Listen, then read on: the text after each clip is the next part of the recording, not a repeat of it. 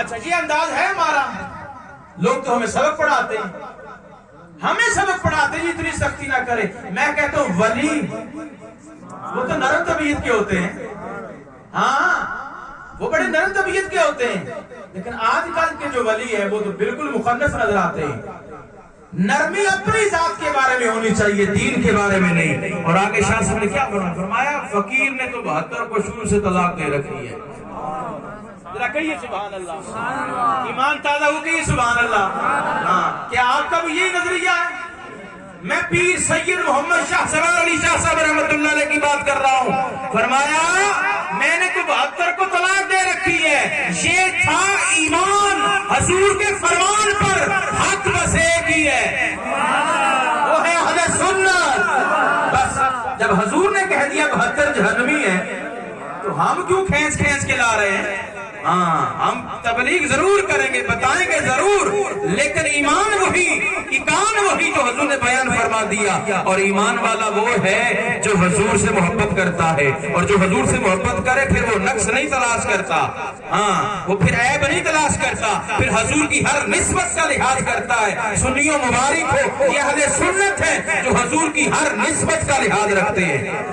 اللہ نے حضور کی وجہ سے حضور کی اصل کو بھی پاک رکھا ہے, حضور کی نسل کو بھی پاک رکھا ہے, حضور کی اصل بھی بے مثال ہے. حضور فرماتے ہیں میرے والد عبداللہ سے لے کر حضرت آدم تک سب پاک ہیں. میری ماں سیدہ طیبہ طاہرہ, بولیے سیدہ طیبہ طاہرہ. سنیو یہ ہمارے الفاظ ہیں, لیکن وہ تو معاذاللہ نام کیا لیتے ہیں, وہ تو کہتے ہیں وہ ایمان بھی نہیں گئے معاذاللہ. یہ علماء کا ہم پر احسان ہے. آج میں ذکر کر رہا ہوں اپنے شیخ کا, اپنے استاد و مکرم کے, یہ سارا سبق اس کی طرف سے آیا ہے, انہوں نے ہمیں پڑھایا ہے. سیدہ طیبہ طاہرہ حضرت آمنہ سلام اللہ علیہ. حضور فرماتے میری ماں آمنہ سے لے کر حضرت حوا تک میری ساری مائیں پاک ہیں. حضور کی اصل بھی پاک, حضور کی نسل بھی, سبحان اللہ. یہ حضور کا شرف ہے. تو ایمان کیا ہے؟ حضور کی محبت کا نام. پیر سید محمد شاہ سوار علی شاہ صاحب رحمۃ اللہ علیہ فرماتے کہ اہل سنت حق ہے. تو آپ نے باہر نکال دیا. ہم کہتے سنے تو سی کہتے کیا ہے؟ میں کہتا ہوں شاہ صاحب شیخ الحدیث ہیں, وہ جواب دے سکتے تھے, وہ منہ توڑ سکتے تھے. شیخ الحدیث بندہ ہے, سید بادشاہ ہے, حضور قبلہ عالم کا تربیت یافتہ ہے, لیکن دروازے ہی بند کر دیے, کہاں نکل جاؤ. ہاں ہمیں نہیں ضرورت. یہ انداز جب ہوگا, جب تک یہ انداز رہا ہے اہل سنت عروج پر تھے. آج ہمارے گھروں میں یہ لوگ آ گئے ہیں, ہاں ہم سننے پہ آئے نا تو یہ ہمارے گھروں تک آ گئے, ہمارے لوگوں کو, ہمارے نوجوانوں کو ورگلا رہے ہیں. خدا را ان بزرگوں کے ساتھ جڑ جائیے, ہاں ان کی مزارات پہ جائیں اور خیرات مانگیں.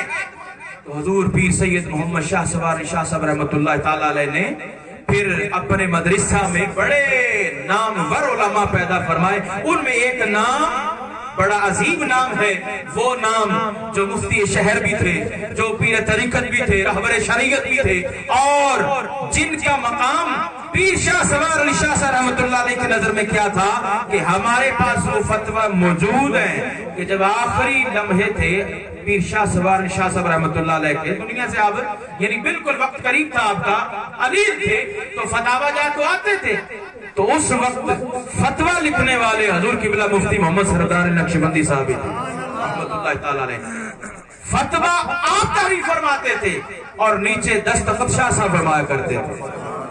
اللہ اکبر. یہ شیخ کی نظر میں مرید کا حال ہے, اور ہم نے ان بزرگوں کی بھی زیارت کی ہے. میری مراد حضور مفتی اعظم قبلہ مفتی اکبر علی رضوی رحمۃ اللہ تعالی علیہ, جو حضور محدث اعظم پاکستان کے شاگرد ہیں.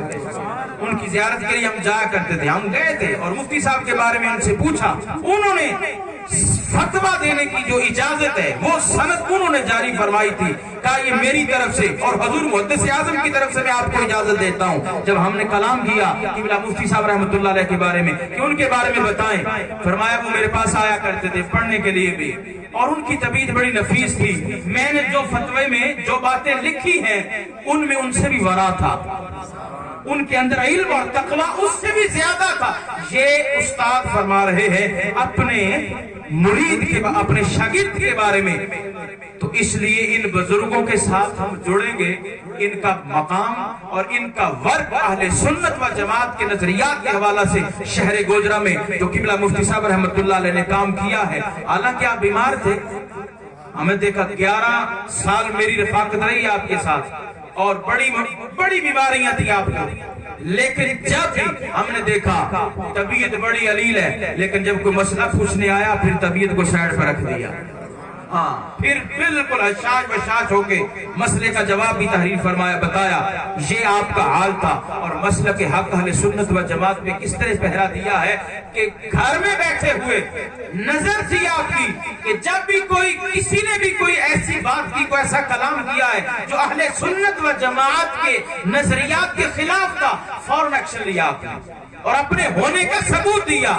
ایک بات بتاتا چلوں، نئی منڈی میں جو مین گیٹ ہے باب عمر، اس پہ کچھ بد مذہبوں نے ایسا ایشو بنایا کہ یہاں پہ یا رسول اللہ کی تختی نہیں لگنے دیں گے. وہاں پہ علاقہ آپ کو پتا ہے کیسا ہے؟ انہوں نے کہا یہاں پہ تختی نہیں لگے گی یا رسول اللہ کی.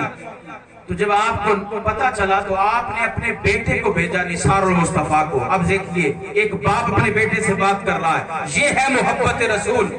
کیا فرمایا آپ نے اپنے بیٹے کو، باپ اپنے بیٹے کو کہہ رہا ہے. یہ بات کرنی آسان ہے، سننی آسان ہے، لیکن حقیقت میں جو کر گئے یہ بزرگ کر گئے. اپنے بیٹے سے کیا کہا یا تو وہاں پہ یا رسول اللہ کی تختی لگ جائے یا پھر تیری لاش واپس آئے. یہ آج بھی وہ الفاظ ہمارے کانوں میں گونج رہے ہیں. اس کو آپ معمولی نہ سمجھیں. یا لوگ یا رسول اللہ لکھا اس پہ پینسل پھیر دیتے ہیں اور ہمیں پرواہ نہیں ہوتی کہ تم نے یا اللہ یا رسول اللہ برابر لکھ دیا، یہ شرک ہو گیا ہے اور ہم کچھ نہیں کر سکتے.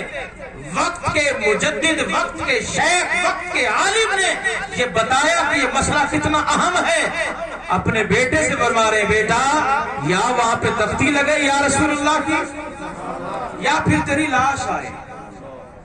تو یہی سبق ہم نے پڑھا ہے اپنے شیخ مکرم سے. استاد و مکرم سے گھنٹوں بیٹھتے تھے اور دین کی باتیں ہوتی تھی، مسائل کی باتیں ہوتی تھی. ان بزرگوں کے ساتھ ان بزرگوں کا ذکر کرنے کا مقصد کیا ہے؟ ہمیں پتہ چلے ہمارے بڑوں کے نظریات کیا ہیں. حضور قبلہ مفتی غلام نبی نقشبندی رحمت اللہ تعالی علیہ ذکر سنا نا آپ نے، آپ سے بھی مفتی صاحب نے پڑھا ہے اور قبلہ مفتی محمد شفیع رحمت اللہ علیہ ان سے بھی آپ نے پڑھا ہے اور ان بزرگوں کے اقوال آپ تک پہنچے. پھر آپ نے ہمیں سنائے اور بتایا کہ اہل سنت و جماعت کے نظریات حق ہیں اور ان بزرگوں نے اپنے مشاہدات سے دیکھا ہے کہ کامیاب وہی ہوگا جس کے نظریات اہل سنت میں.